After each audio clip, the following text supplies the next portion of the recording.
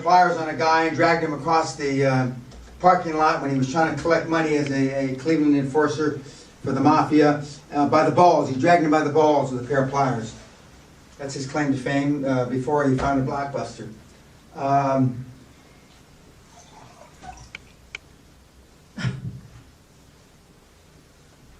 And then, you know, of course, this is my dream, my own home. Why do we have these blanks? This shows the house. You can see it on the website, the golf course. Again, one's religion is whatever he's most interested in. In ours, it's success. This is J.M. Barrie, Sir James Barrie, who's the founder. He founded Peter Pan. He initiated Peter Pan. He's from right up the road. Right up the road. From Kirriemuir, I think. We're not going to go through my life history, but I want to tell a story about Demolition Man. There's a movie that came out about 20 years ago with Sylvester Stallone and Wesley Snipes called Demolition Man. And it's about a California breaks off, there's an earthquake, and the San Andreas Fault, the great earthquake that's going to be someday that everybody talks about in California, when the plates shift and the whole California slides into the ocean. And now, from Santa Barbara to San Diego is all joined in one city. It's called St. Angelos, and there's one city. And this is in the year 2077.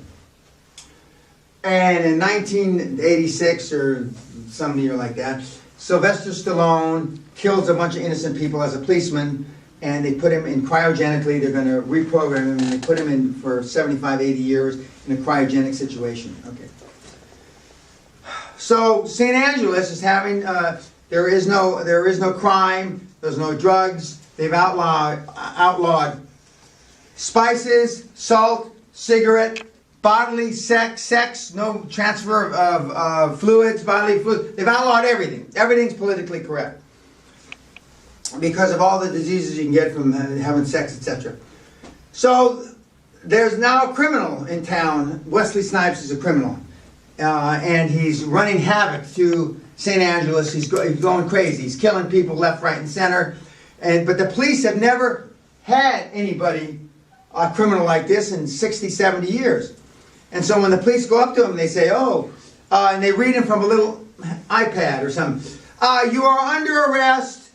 Get down, put your hands over your head, and he just shoots him. Fuck you. Okay.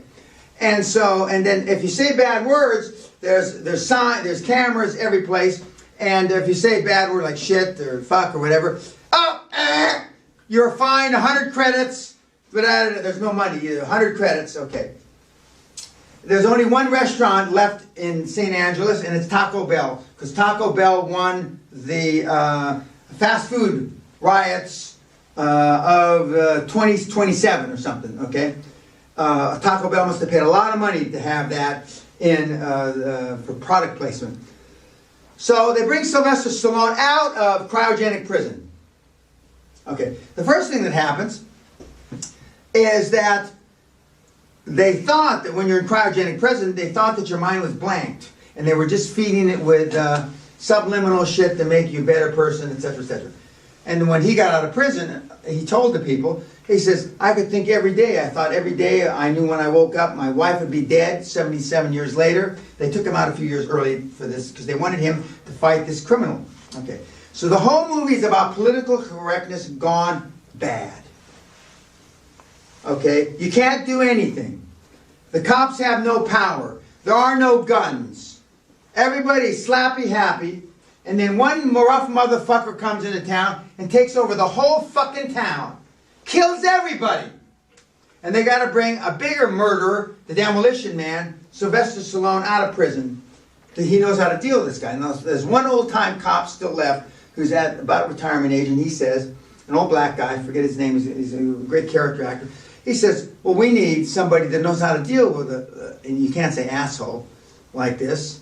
And he says, because he's going to run us ragged. And they did. Snipes runs them ragged. And then Snipes goes out and he breaks out 7 or 8 other cryogenic criminals out of the same thing. They're all animals. And here we all got these little politically correct little doofuses, computer doofuses. They can't do shit. They can't even jack off right, you know? And That's what the world's coming to. I hope I don't live to see it. That the world becomes so motherfucking politically correct. You're not even going to be able to have sex anymore, YouTubers. Because too much fucking disease. And Stallone says, he thinks the girl says, would you like to have sex? And this is, I can't, she's just won an Academy Award, I can't think of her name. And he says, oh God, 77 years, I'm ready, you know. And so he gets there and she says, I'm going to put something on more comfortable. So as soon as she hands him a towel, I knew, because I've seen the movie before, because he's supposed to masturbate into his towel. Okay? And so Sylvester Stallone's getting, oh man, I'm ready. And so she comes back out, she sits down about this far away from, you know, from where Marcus is, like this, and they put earphones on. Okay? And he says, what do I need earphones for? And with a little lens thing so you can see, you know, and so, you know, it's psychedelic or whatever. And so she puts them on, and he's going on, and she's going like this, and then he goes, he rips them on. What is this shit? Don't they do it the humpy-dumpy way? I mean, what happened to the old-fashioned way? And she, oh no, we outlawed that in 2031 because all bad shit is transmitted with bodily fluids. He said, what this world coming to? And then the machines are going, because he's saying bad words. 300 credits, 200, fuck your credits, he says. And he walks out. Okay. That's what the world's coming to. That's what the world's coming to. I'm glad I won't be alive when it happens. I'm glad I won't be alive. But we can't get shit done. We've got all this computer knowledge now. When I used to buy companies pre-internet, it used to take us 3 to 6 weeks to do the due diligence, etc., buy the company, finance it, etc.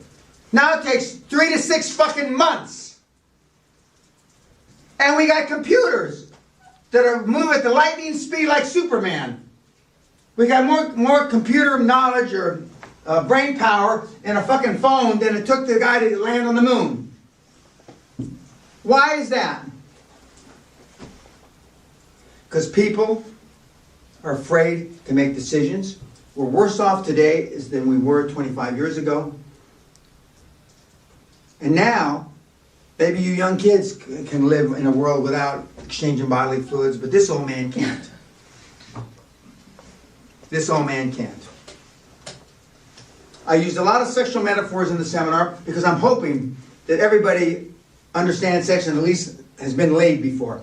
Having been with this group, I'm not sure that's still apropos. I'm not sure this is apropos. And for you YouTubers, I'm not sure. You know, maybe you believe in this Demolition Man, you know, with the video thing on your head and a towel. But not this old man. Not this guy. Okay? And I got my wife sitting right here to my left. Okay? Not this one. That ain't going to happen to me. That ain't going to happen to me. Okay? And whether you're an Italian, a Lithuanian, Venezuelan, Australian, a Canadian, an Austrian, or a German, English or American, or a half-ass Chicana from East LA, old hag Chicana from East LA, I don't want to see that. But that's where we're coming. I tell Robert, this is Bavarian Bob on this side, that, you know, I can get things done.